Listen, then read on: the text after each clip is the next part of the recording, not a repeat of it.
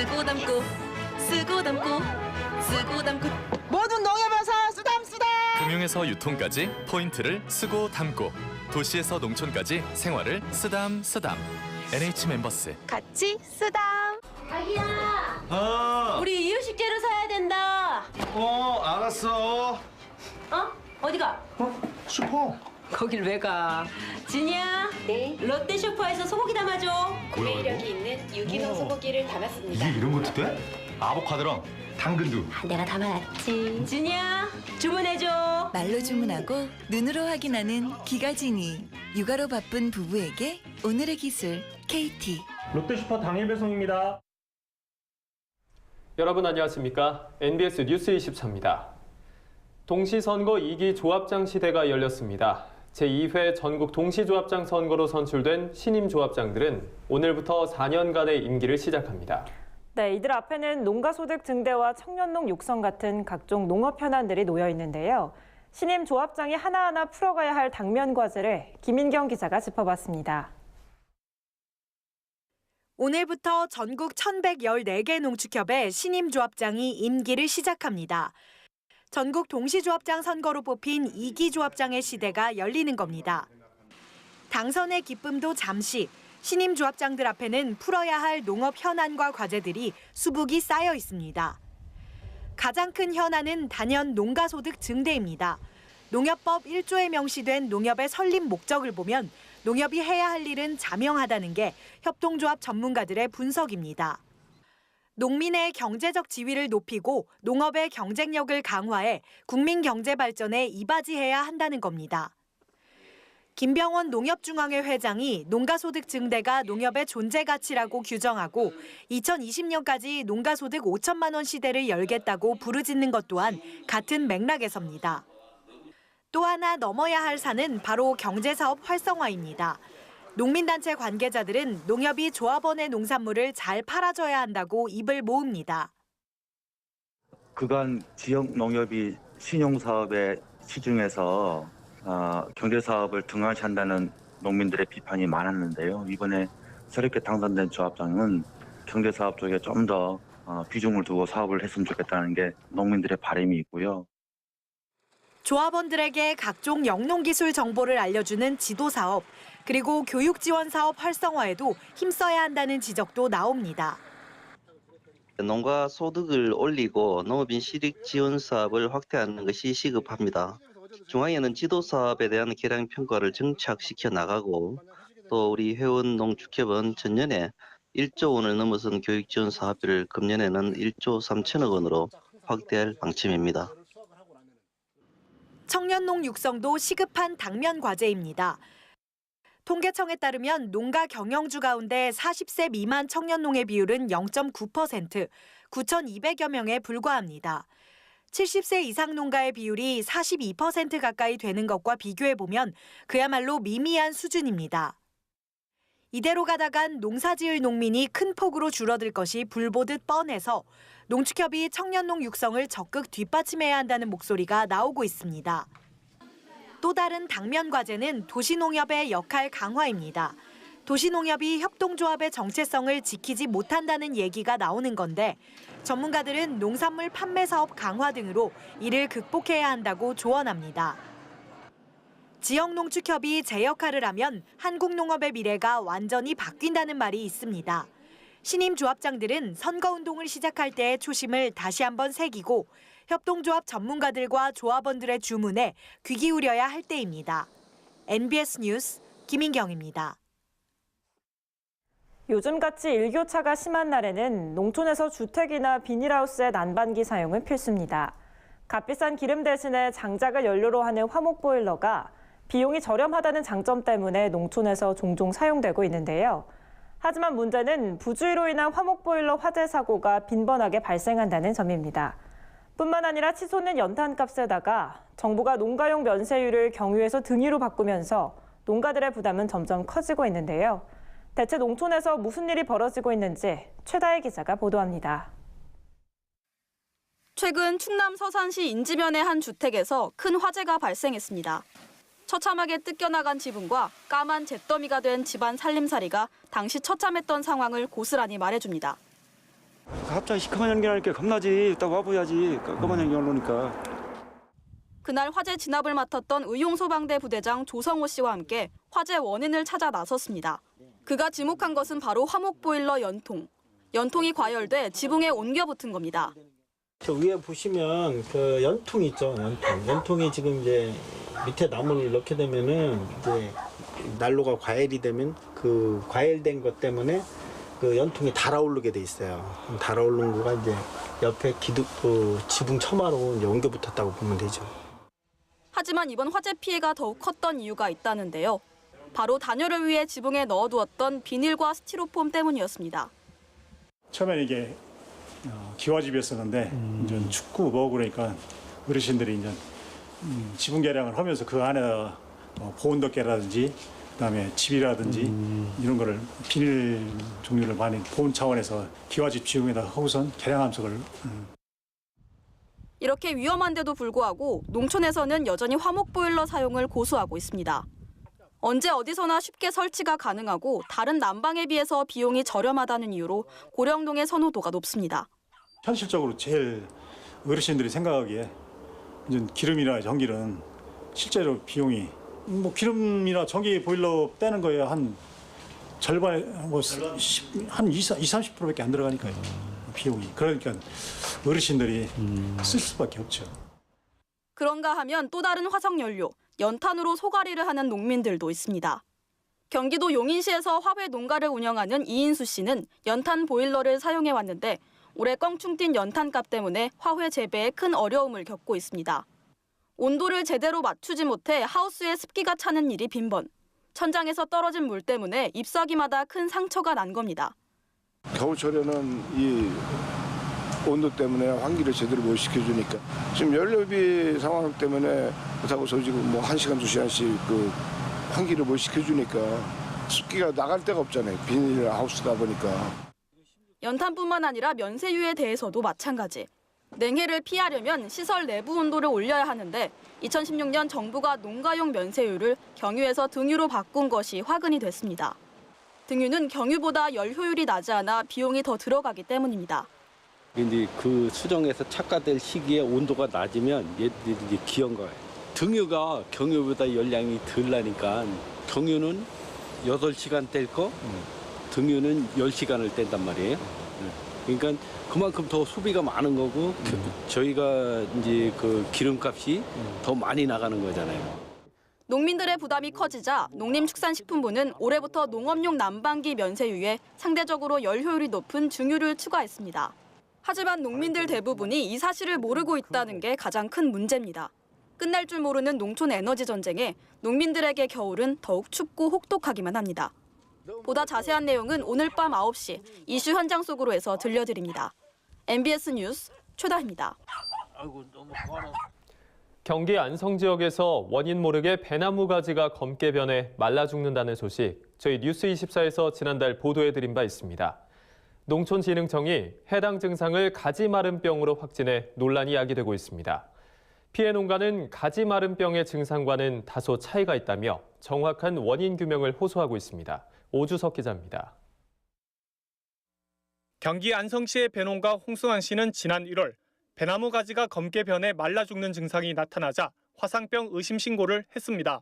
신고를 받은 농촌진흥청은 역학조사를 실시했고 화상병이 아닌 배나무에서 흔히 나타나는 가지마름병의 증상이라고 확진했습니다. 하지만 홍 씨는 가지마름병으로 확진하기에는 무리가 있다는 입장입니다. 처음 현장을 점검한 농진청 관계자가 고사한 가지에서 견무늬 썩은 병, 줄기 마른 병, 가지 마른 병 병원균 3종이 검출됐지만 기존에 보고된 증상과 차이가 있어 어떤 병에 의한 피해인지 판단하기 어렵다고 말했기 때문입니다. 또 이번 증상의 경우 확산 속도가 빠르고 병원균이 나무까지 전체로 퍼져나간다는 점에서 기존 가지 마른 병과는 다른 양상이라는 게 홍 씨의 판단입니다. 일부 전문가들 또한 홍 씨 과원에서 나타난 증상이 일반적인 가지 마른 병과는 다르다는 의견을 내놓고 있습니다. 가지 마른 병이 한 과원에서 이렇게 많이 확산된 것은 흔치 않은 일로 전체 배나무의 10% 이상이 검게 고사한 것은 이전엔 보기 어려웠다고 말합니다. 안성 홍수환시 지역이 한 10,000평 정도 되는데 한 10% 정도의 발병 주의를 보였습니다. 홍수환 시내 같은 경우는 3, 4년생 가지에서도 발생한 현상이라서 좀 예년과 달리 좀 특이한 상황을 보이고 있습니다. 배나무 가지가 검게 변해 말라 죽는 현상은 안성의 홍씨 농가뿐 아니라 전국적으로 확산되고 있습니다. 충남 논산에서도 검게 변해 말라 죽는 배나무 가지들이 발견됐고 전남 나주에서도 배나무 가지가 말라 죽는다는 농가들의 신고가 늘고 있습니다. 작년부터 조금씩 그런 증상이 보였는데 올해는 좀 작년보다는 더 많고요. 좀 묵은 가지는 그런 증상이 안 나오고 새 가지, 새 이제 1년생, 2년생 가지에서 그런 증상이 나오는 걸로 보고요. 하지만 정확한 실태 조사는 이루어지지 않는 상황. 이에 개증상의 명확한 원인을 밝혀달라는 요구가 곳곳에서 나오고 있습니다. 전문가들은 이상 증상의 명확한 원인을 알 수 없는 만큼 까맣게 변한 가지는 이상 증상이 나타난 부분보다 더 깊게 잘라내 소각하고 전정도구 및 작업복은 반드시 소독해달라고 당부했습니다. MBS 뉴스 오주석입니다. 스페인산 돼지고기 품종의 하나인 이베리코, 요즘 특히 많이 들어보셨을 겁니다. 한 유명 피자 업체는 최근 이베리코 돼지고기를 피자에 올렸다면서 세계 4대 진미라고 소비자들에게 홍보하고 있는데요.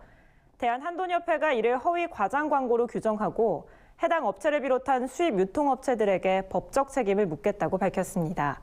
이현경 기자가 보도합니다. 세계 4대 진미, 이베리코 포크의 맛을 담은 프리미엄 피자. 한 유명 피자 업체가 내세운 광고 문구입니다. 이 업체는 지난달 신제품으로 이베리코 피자를 내놓고 소비자들에게 대대적인 홍보 활동을 하고 있습니다. 출시 첫 주에만 100건이 넘는 홍보성 기사를 내고 제품을 제공하면서 인터넷 블로그 등의 제품 리뷰를 올리는 마케팅까지 활발하게 진행 중입니다. 스페인산 돼지의 한 품종인 이베리코 돼지고기가 국내에서 인기를 끌자 피자 업체까지 나서서 이베리코가 특별히 품질이 뛰어난 품종인 것처럼 홍보에 가세한 겁니다. 이를 두고 대한한돈협회는 법적 대응을 검토하고 있습니다. 세계 4대 진미라는 표현 자체가 자의적인 데다 피자에 들어간 돼지고기가 이베리코 품종이 맞는지도 확인하기 어렵기 때문입니다. 해당 업체는 홍보 문구에 이베리코 포크라는 표현을 쓰고 있지만 홈페이지에 게시된 돼지고기의 원산지를 보면 스페인산과 국산을 함께 쓰는 것으로 표시하고 있습니다. 스페인산과 국내산의 비율이 어떤지 혼용률도 표시하지 않았습니다.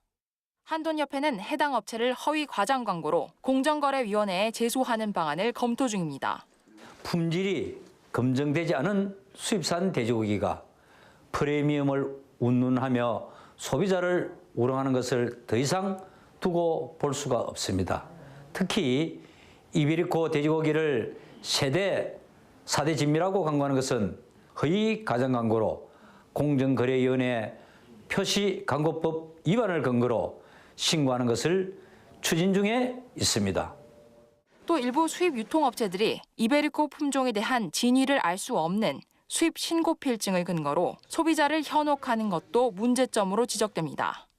한 수입육 유통업체는 자사 홈페이지를 통해 진짜 이베리코 흑돼지만을 취급하고 있다고 홍보하고 있습니다. 그러나 해당 업체가 홈페이지에 올린 수입 신고 필증에는 포크 이베리안, 즉 이베리안 반도의 돼지고기라고만 적혀 있습니다. 관세청에 따르면 수입 신고 필증은 어디까지나 수입자가 신고한 내용을 수리하는 절차에 불과합니다.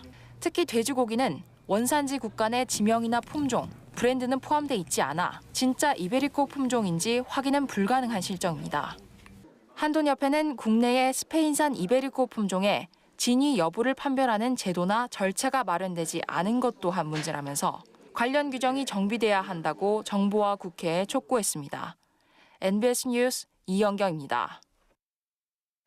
농민을 대상으로 맞춤형 혜택을 주는 신용카드가 있다는 사실 알고 계셨습니까? NH농협카드는 농민과 농촌에 특화된 카드 상품을 꾸준하게 선보이고 있는데요. 농협카드가 농민들에게 어떤 혜택을 제공하는지 강창호 기자가 알려드립니다. NH농협카드가 농민들을 위한 다양한 카드 서비스를 잇따라 선보여 주목받고 있습니다. 대표적인 상품은 하나로 카드와 콕카드입니다. 하나로 카드의 경우 하나로 마트 등 농협 판매장에서 10% 할인 혜택을 제공하며 농협 주유소를 이용할 경우 리터당 60원 할인 혜택을 받을 수 있습니다.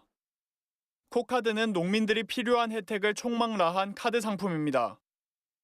이 카드는 농기계 수리점과 정육점, 주유소와 충전소, 병원과 약국, 슈퍼마켓 등 농민이 주로 이용하는 업종에서 최대 10% 할인 혜택을 주고 있습니다. 면세유 구매 카드와 농업 경영체 인증 카드 기능을 함께 담을 수 있는 것도 장점입니다. 카드를 여러 장 가지고 다닐 필요 없이 코카드 한 장만 있으면 면세유나 농자재를 구매할 수 있습니다.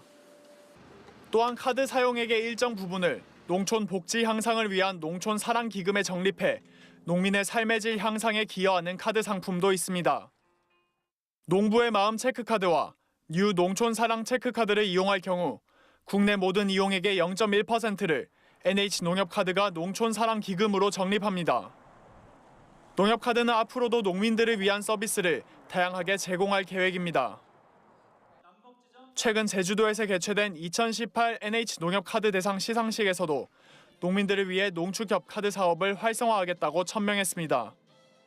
농축에 맞는 특화 카드로 출시를 해서 카드 사업을 통해서 농축협 사업을 갖다가 활성화할 수 있도록 계기를 마련한 바 있습니다.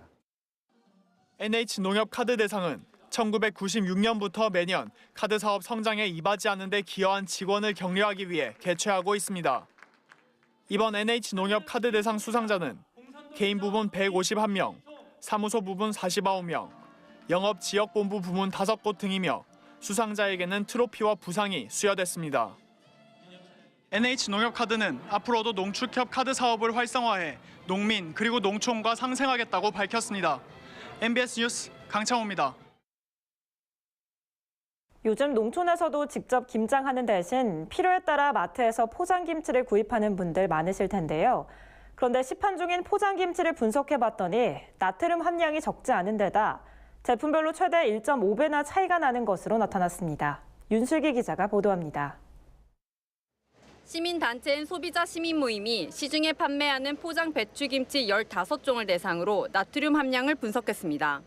소비자 시민 모임은 소비자에게 합리적인 구매 정보를 제공하기 위해서 시중에 판매하고 있는 포장 배추김치 15종을 대상으로 영양 성분 및 표시 사항, 안전성 등을 시험 평가하였습니다. 그 결과 포장 배추김치 100g당 평균 나트륨 함량은 569mg으로 하루 영양 성분 기준치인 2000mg의 28.5%를 차지하는 것으로 나타났습니다. 포장김치를 하루 3끼 50g씩 먹는 것만으로도 하루 나트륨 권장량의 40% 이상을 넘어선다는 얘기입니다. 또한 포장김치의 나트륨 함량은 제품별로 최대 1.5배 차이가 났습니다. 제품별 100g당 나트륨 함량은 비비고 포기 배추김치가 467mg으로 가장 낮았고 아워움 아삭김치 포기김치가 691mg으로 가장 높게 나타났습니다. 특히 동일 브랜드 제품이라도 제조 일자에 따라 나트륨 함량이 최대 45% 이상 차이 나는 것으로 밝혀졌습니다. 또한 15개 제품 중에서 영양 성분 함량 표시가 된 제품은 2개뿐인 것으로 조사됐습니다. 김치류는 영양 표시 대상 품목이 아니라서 업체들이 자율로 표시하고 있어서입니다. 이에 소시모는 소비자들의 건강한 식생활과 알 권리 확보를 위해 김치류를 영양 표시 대상으로 지정해 줄 것을 식품의약품안전처에 요청했습니다. MBS 뉴스 윤슬기입니다. 금연구역 내에서 담배에 불만 붙여놓은 경우도 단속 대상일까요? 그렇습니다. 앞으로는 금연구역에서 담배에 불만 붙여도 전자담배의 경우에는 전원을 켜기만 해도 최대 10만 원의 과태료가 부과됩니다. 정부가 이러한 내용을 담은 2019년 금연구역 단속 지침을 발표했습니다. 보건복지부는 2019년 새 금연구역 단속 지침을 최근 지방자치단체에 보냈습니다. 금연구역을 무시하고 담배를 피우는 사람에게 지자체가 적발할 때마다 과태료를 부과할 수 있게 했습니다. 과태료는 공중이용시설과 어린이집, 유치원에서는 10만 원, 금연아파트에서는 5만 원의 과태료가 각각 부과되며 지자체가 지정한 금연구역에서도 최대 10만 원까지 적용됩니다. 특히 올해 새롭게 달라진 점은 금연구역 내에서 담배를 피우지 않고 불만 붙인 경우에도 과태료 부과가 가능하다는 겁니다. 전자담배의 경우엔 금연구역에서 전원을 켜기만 해도 단속 대상이 됩니다. 또한 단속반이 금연구역에서 흡연자의 모습을 사진 찍더라도 거부할 수 없습니다.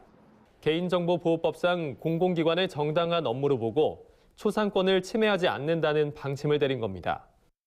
금연구역 범위도 더 넓어집니다. 1층이 뚫려 있는 필로티 구조 건물이나 지붕 없이 열려 있는 지하 공간에서 담배를 피우면 과태료를 내야 합니다. 또한 스크린 야구장이나 가상현실 체험 게임방도 오는 9월부터 금연구역으로 지정됩니다. 다만 의약품 또는 의약외품으로 분류된 금연보조제는 과태료가 부과되지 않습니다. 간추린 뉴스입니다. 산림조합중앙회가 숲과 나무, 산림에 대한 국민적 공감대 형성과 미세먼지 저감을 위해 전국 125곳에서 나무 시장을 운영합니다. 나무 심기는 최근 사회적 이슈인 미세먼지 저감 방안으로 떠오르고 있는데 국립산림과학원에 따르면 숲은 부유먼지 등 대기오염 물질을 흡착 또는 흡수해 대기 중 농도를 저감시키는 효과가 있는 것으로 나타났습니다. 이에 전국 125곳의 나무 시장에서는 양질의 묘목을 저렴하게 공급하고 나무를 키우는 데 필요한 각종 기자재와 비료 판매, 전문 지식이 부족한 일반인도 쉽게 나무를 키울 수 있도록 기술 지도도 하고 있습니다. 전국 나무 시장의 위치에 관한 정보는 산림조합중앙회 산림경영지원 홈페이지에서 확인할 수 있습니다. 행정안전부가 4대강 보호 개방에 대한 경북 지역 지방자치단체와 농민들의 우려를 환경부에 전달했습니다. 김부겸 행안부 장관은 최근 국회 행정안전위원회 전체 회의에서 보 처리가 개방이나 철거 목적만 가지고 추진돼서는 안 된다는 공문을 환경부에 보냈다고 밝혔습니다. 공문에는 보 주변 지역이 상수원 취수 중단이나 농업용수 공급 차질 등의 피해를 보지 않도록 적극 협조해달라는 내용이 담겨 있습니다. 또한 지역 여건에 맞는 보 개방과 모니터링 추진, 피해가 발생했을 때 수위 회복 등으로 지역 주민의 피해를 최소화하고 농작물 피해 발생 때 실질적인 보상을 하는 등의 내용이 포함됐습니다. 제주농업기술센터는 이달 28일까지 청년 창업농 경영진단 분석 컨설팅 교육생 30명을 선착순 모집한다고 밝혔습니다. 교육은 3월 29일 개강식을 시작으로 5월 초까지 매주 금요일 총 6회 21시간 과정으로 운영할 예정입니다. 청년 농업인들이 영농 진입 초기에 겪는 어려움을 해소해 조기에 안정적으로 정착할 수 있도록 7명의 전문 컨설턴트가 농업기술, 경영, 창업 세 분야로 나눠 컨설팅을 지원할 계획입니다. 농협중앙회 도농협동연수원은 오늘 10월까지 2019년 도농협동 희망포럼을 개최합니다. 이번 포럼은 여성단체와 소비자단체 등의 농업, 농촌의 가치를 전파하고 도농교류 확산 방안을 모색하기 위해 마련됐습니다. 최근 광주광역시에서 처음 열린 광주 전남 도농협동 희망포럼에서는 광주 전남 지역 여성단체 협의회 임원 등 200여 명이 참석한 가운데 다양한 도농협동 방안이 모색됐습니다. 이번 포럼은 4월 충북과 서울, 인천, 6월 울산과 강원, 7월 대전, 충남과 부산, 경남, 9월 경기와 제주, 10월 전북과 대구, 경북 등에서 모두 11차례 개최될 예정입니다. 농업에 관한 어려운 용어나 개념을 알기 쉽게 풀어드리는 풀어쓴 농업백과 시간입니다. 요즘엔 농업이 단순히 먹거리 생산에 그치지 않고 서비스 산업까지 그 영역이 확대되고 있습니다. 특히 농업이 지친 도시민들에게 몸과 마음의 건강을 되찾아주는 등 여러 가지 치유적 기능을 가진 것으로 알려져 주목을 받고 있는데요. 최근엔 케어팜, 즉 치유농업이라는 키워드가 농업계 이슈로 떠오르기도 했습니다. 오늘 이 시간 케어팜의 정확한 의미와 그 가치에 대해서 함께 짚어보겠습니다. 최근 달갑지 않은 조사 결과가 하나 있었습니다. 유엔이 세계 행복 보고서를 발표했는데 우리나라 행복지수가 OECD 34개국 중 32위를 기록했다는 건데요. 거의 꼴찌나 다름없는 수준입니다. 특히 바쁜 일상에 치이고 경쟁에 시달리는 도시인들은 만성 피로와 스트레스를 달고 살며 건강에 위협을 받고 있습니다. 그 어느 때보다 건강에 대한 관심이 클 수밖에 없는 요즘, 우리 농업의 치유적 기능이 새롭게 주목받고 있습니다. 그중에서도 가장 대표적인 게 바로 케어팜인데요. 혹시 그 정확한 뜻을 알고 계신가요? 케어팜이란 돌봄을 뜻하는 케어와 농장을 뜻하는 단어인 팜을 합성한 말로 농촌과 농촌 경관 등을 활용해 아픈 사람들이 몸과 마음의 건강을 회복할 수 있도록 돕는 농업 활동을 말합니다. 1970년대 네덜란드에서 시작된 케어팜은 치매 노인이나 정신질환자, 그리고 장애인들을 보살피고 치유하는 역할을 하면서 그 사회적 가치를 인정받고 있습니다. 그렇다면 우리나라의 경우는 어떨까요? 우리나라에서는 2013년 농촌진흥청이 케어팜을 치유 농업으로 정의하면서 첫 걸음마를 떼기 시작했는데요. 그 이후 식물을 이용한 원예 치료나 반려동물 매개 치료 형태로 빠르게 확산되고 있습니다. 최근에는 경북 경산의 원예 치유 경영체 뜨락이나 충남 홍성의 협동조합 행복농장과 같은 전국의 케어팜들이 청소년이나 장애인, 치매 노인들을 위한 치유 프로그램을 운영하면서 속속 눈에 띄는 결실을 거두고 있습니다. 농촌진흥청 조사에 따르면 암 환자를 대상으로 원예 치료 프로그램을 실시한 결과 행복 호르몬인 세로토닌이 40%나 증가한 사실을 확인할 수 있었는데요. 그로 인해 정서적 삶의 질이 13%나 높아지고 우울감은 45%, 스트레스는 34%가 줄어든 것으로 나타났습니다. 이처럼 케어팜, 즉 치유농업의 질병 예방 효과 등이 확인되면서 농촌진흥청은 그 경제적 가치가 연간 약 1조 6천억 원에 달한다고 평가했고 앞으로 치유농업 분야의 시장 규모가 2조 원 가까이 커질 거라는 핑크빛 전망을 내놓기도 했습니다. 이런 추세에 발맞춰 농촌진흥청은 올해 치유농업 활성화에 적극적으로 나서겠다고 입장을 밝혔고 국회에서는 치유농업의 개발 및 육성에 관한 법안이 발의됐는데요. 케어팜 활성화에 대한 더 큰 기대가 모아지고 있습니다. 휴양과 건강, 돌봄, 그리고 치유에 이르기까지 다양한 사회적 서비스를 제공하며 농업의 공익적 가치를 더해가는 케어팜이야말로 미래의 농업이 나아가야 할 길이 아닌가 싶습니다. 지금까지 풀어쓴 농업백과였습니다. 저희가 준비한 소식은 여기까지입니다. NBS 뉴스 24 마칩니다. 함께해 주신 여러분 고맙습니다.